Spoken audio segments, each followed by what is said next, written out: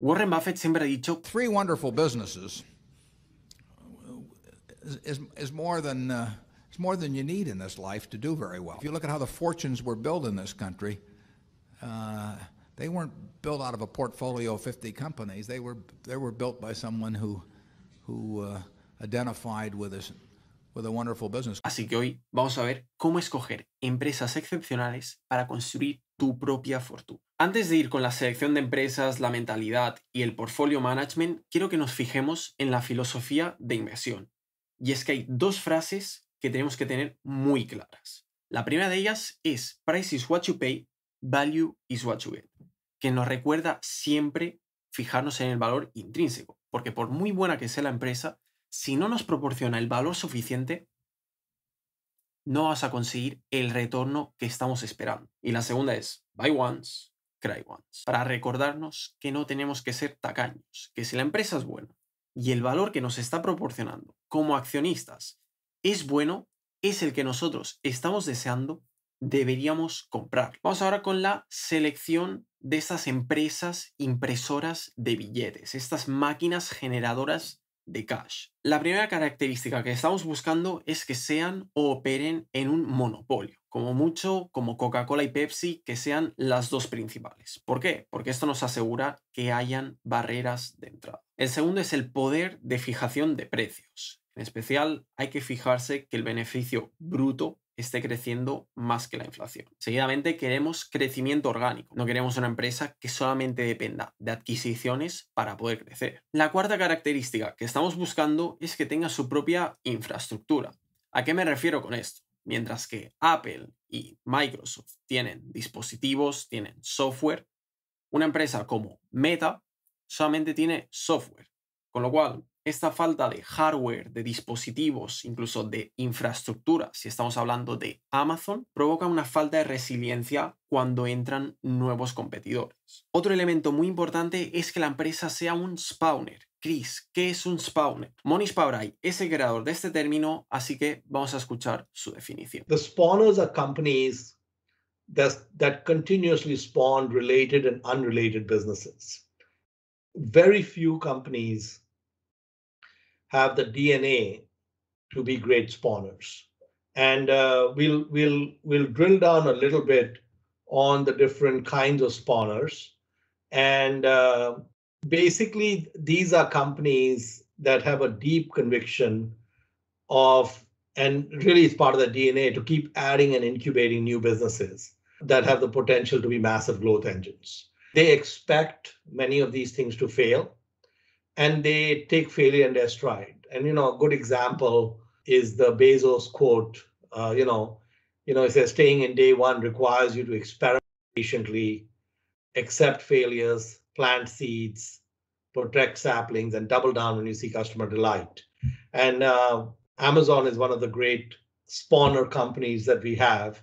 Spawning also has a lot of advantages, in fact, a lot more advantages than cannibals, because cannibals have to pay tax on their earnings and then they can use the money to buy back shares. Con lo cual, cuando se refiere a spawners, quiero que penséis en el GTA. Cuando spawneamos, reaparecemos en cualquier zona del mapa, indiferentemente de la location, indiferentemente de las veces que hayamos muerto.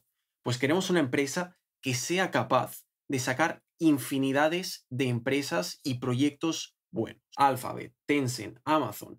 Atentos a la cantidad de negocios e intentos que tienen. Obviamente, muchos de estos van a fallar, pero con que uno o dos sean exitosos, ya están ganando estas empresas. ¿Por qué? Porque evitan pagar impuestos y además estas empresas son innovadoras. Por ejemplo, Waymo de Google, la conducción autónoma no es el negocio principal de Google, pero es un mercado con mucho potencial. Y finalmente queremos que tengan white moats, es decir, fosos anchos, ya sea con una lealtad de marca extraordinaria, la reputación, pensad en Apple, American Express. Otros elementos más cuantitativos serían las economías de escala, ser un proveedor de bajo coste, exceso de efectivo y equivalentes de efectivo, pensad en Amazon, Google, las economías de escala que tienen mucho dinero, que se están ahogando en dinero. Queremos este tipo de empresas. Y finalmente, otras empresas súper importantes serían las que tienen la protección del gobierno, como TSMC, Nvidia,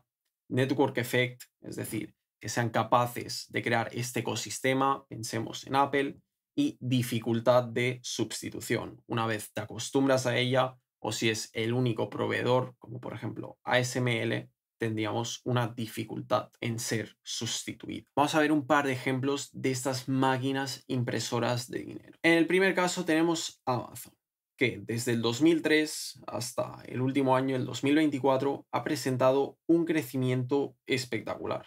Todo hacia arriba. Veamos también el ejemplo contrario, una empresa que no sería una impresora de dinero. En este caso, Pfizer. Como veis, sí que es verdad que ha presentado algo de crecimiento, pero de media, desde los años 2000 hasta ahora, no ha generado mucho más que 50 billones de ingresos. Obviamente son empresas en diferentes sectores que hacen diferentes cosas, pero mientras que una de ellas está en un sector predecible, que nosotros como simples humanos podemos proyectar que el crecimiento de Amazon va a seguir expandiéndose mientras Amazon se siga expandiendo a diferentes partes del mundo, Pfizer está en un sector mucho más inconsistente que va a depender, desgraciadamente, de la salud de la humanidad. Otro ejemplo de empresas impresoras de dinero. En este caso quiero que nos fijemos en el free cash flow.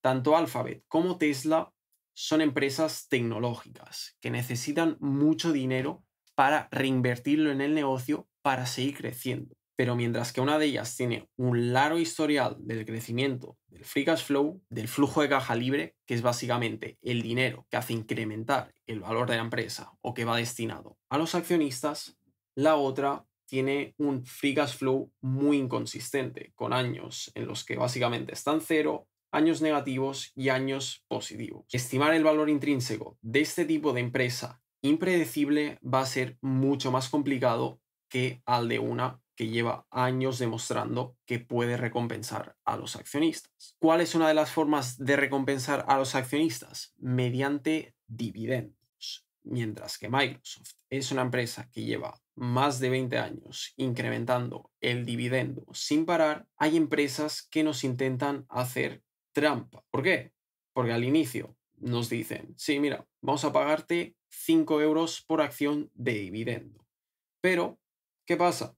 Que este dividendo no es sostenible y rápidamente tienen que disminuirlo para poder hacer frente a sus obligaciones. Ya que al fin y al cabo ambas empresas tienen un negocio que operar, un negocio que llevar. Y si todo el dinero se gasta en darlo a los accionistas, como veis, el negocio irá hacia abajo. Mientras que si el dividendo es sostenible, existe este margen de una parte para los accionistas, otra parte para seguir creciendo. Ya hemos hablado de los pawners anteriormente, pero quiero recalcar que hay otro beneficio para los accionistas y es que si compramos una de estas empresas, ya sea Alphabet, Tencent o Amazon, sin tener que añadirle más dinero, sin tener que comprar otras empresas o hacer otros estudios, estas empresas directamente van invirtiendo por nosotros en otras empresas. Con lo cual, para esa gente que se estaba preocupando por mí de que tenía el 50% del portafolio invertido en Alphabet, quiero que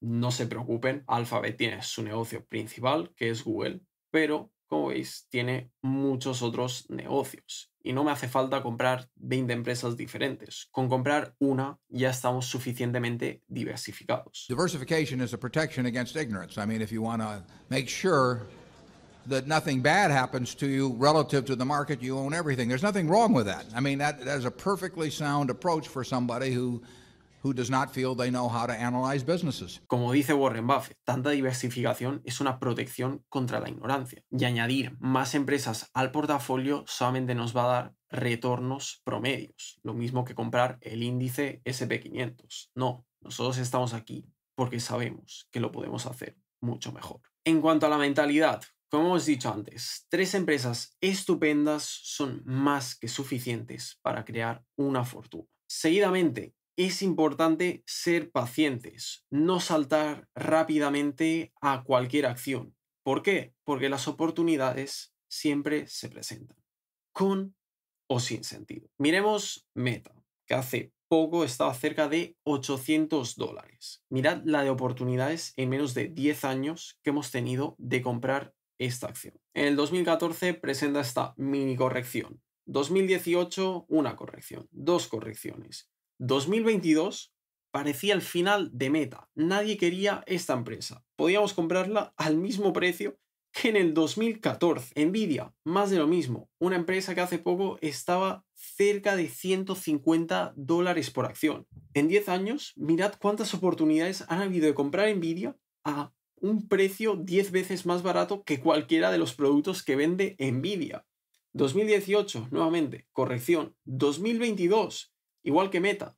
La gente se pensaba que era el final de Nvidia. Con lo cual, paciencia. Las oportunidades siempre se presentan. Lo único que tenemos que hacer nosotros es tener una lista con las empresas que queremos comprar y el precio al que las queremos empezar a comprar. Ese es nuestro único deber. Y seguidamente, si cae la empresa, comprarla. No tener miedo de que puede caer más. Obviamente puede caer más. ¿Y qué hacemos si sigue cayendo? No emociones. Hay que seguir comprando. Si hemos hecho nuestros deberes, nuestro análisis y la empresa no ha cambiado nada con su negocio subyacente, hay que comprarla. De la misma forma, no encariñarse de una empresa. Warren Buffett es el ejemplo perfecto. Compró Apple, una empresa excelente, en el 2016 a un precio de $28 por acción. Apple ya se ha multiplicado por 10. Pero no es que se haya multiplicado por 10 siguiendo sus fundamentos. No, se ha multiplicado por 10 y está en una situación muy sobrevalorada. Con lo cual, en este caso, no nos podemos encariñar. Si la empresa está cara, si la empresa está haciendo malas gestiones de su free cash flow, toca venderlo. ¿Por qué? Porque la empresa que tenemos ya no está siguiendo la tesis por la que la compramos. Vamos a hablar ahora del valor intrínseco. Dentro vídeo de Warren Buffett que os lo va a explicar muchísimo mejor. The intrinsic value of any business, if you could foresee the future perfectly, is the present value of all cash that will be ever distributed for that business between now and Judgment Day. Con lo cual, nuestro trabajo es estimar los futuros flujos de caja que generará la empresa y descontarlos a su valor presente actual. Os estaréis preguntando, Chris, ¿cómo los descontamos? ¿Cómo sé esta tasa de descuento que tengo que aplicar? Hay millones de explicaciones en finanzas, pero el único correcto, en mi opinión, es utilizar una tasa que refleje el retorno que nosotros deseamos. Si nosotros queremos que esta empresa nos dé un 10% de retorno anual, la descontamos con una tasa de descuento del 10%. Si nosotros estamos contentos con un 5% de retorno anual, descontamos sus flujos de caja a un 5%. Muy sencillo. Al fin y al cabo, el valor intrínseco es muy subjetivo y va a depender de los objetivos de cada persona. ¿Cuáles son algunos de los conductores de este valor intrínseco? El primero de ellos lo dijo Charlie Munger en este texto de aquí, y es que el valor intrínseco sigue al negocio subyacente. Si una empresa da un retorno sobre el capital del 6%, en 40 años esperar un retorno anual superior al 6% es muy improbable, pues por mucho que la compremos con un descuento, imaginemos, esta empresa vale 50 euros y nosotros la compramos a 25. Por mucho que la compremos con un 50% de descuento, si la empresa simplemente no da retornos extremadamente altos, no vas a conseguir mucho más que eso a largo plazo. Por otro lado, si la empresa está dando un retorno sobre el capital del 18%, en 20-30 años, incluso si compramos esta empresa a un precio que podríamos considerar caro, vamos a acabar con un resultado muy favorable para nosotros. A la hora de estimar el valor intrínseco, vimos que los superinversores normalmente utilizaban el retorno del propietario y que si era mayor al 5%, que es el retorno que podemos conseguir sin ningún tipo de riesgo con los bonos estadounidenses,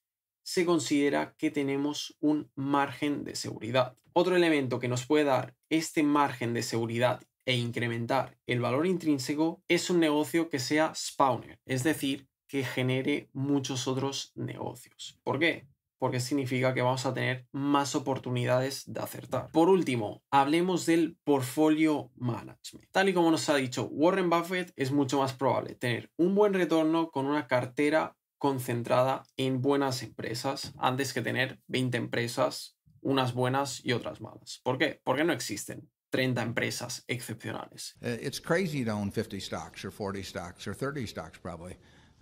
because there aren't that many wonderful businesses. Existen 5 o 7 y 2 o 3 que podamos comprar a un precio más o menos justo. Con lo cual, queremos comprar máquinas impresoras de dinero.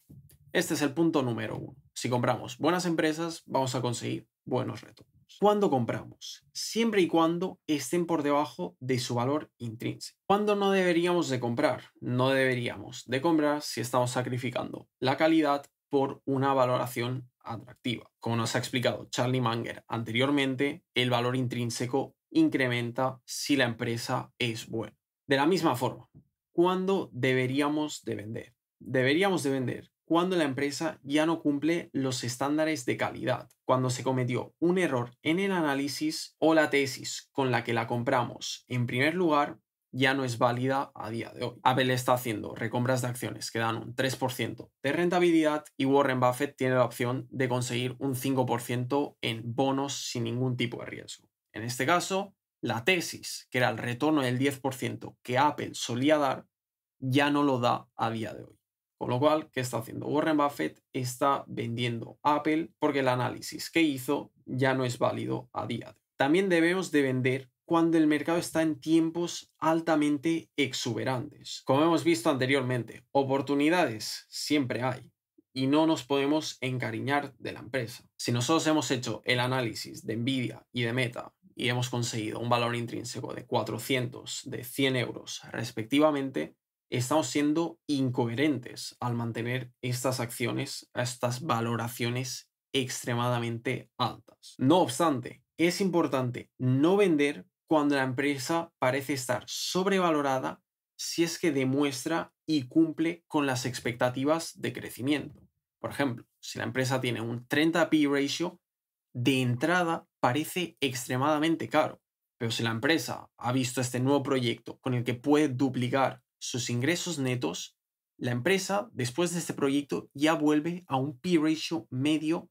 de 15. Con lo cual, tenemos que hacer un buen análisis, tanto para justificar si realmente está sobrevalorada como si realmente no lo está. Y finalmente, todo se trata del dinero que acabamos recibiendo por nuestra inversión. En el 2022, Berkshire Hathaway recibió 700 millones sobre una inversión original de 1,3 billones estadounidenses de dólares. Esto significa que consiguió un retorno en el 2022 del 54% por solamente un año de dividendos. Entre el 2023 y el 2024, todo el dinero que está cobrando de Coca-Cola era muy superior a su inversión total. Y como veis, compró Coca-Cola con un 2,3, 2,5 de dividend yield y actualmente ese dividend yield, porque es una empresa buena, excepcional, que ha sido capaz de aumentar su dividendo, le está pagando un 54% de dividend yield actualmente. Espero que os haya sido útil este vídeo para seleccionar empresas extraordinarias y si queréis ver cómo crear una lista de seguimiento para estas empresas o bien ver las 10 empresas más excepcionales, en mi opinión, os dejo este otro. Como siempre, nos vemos en la próxima.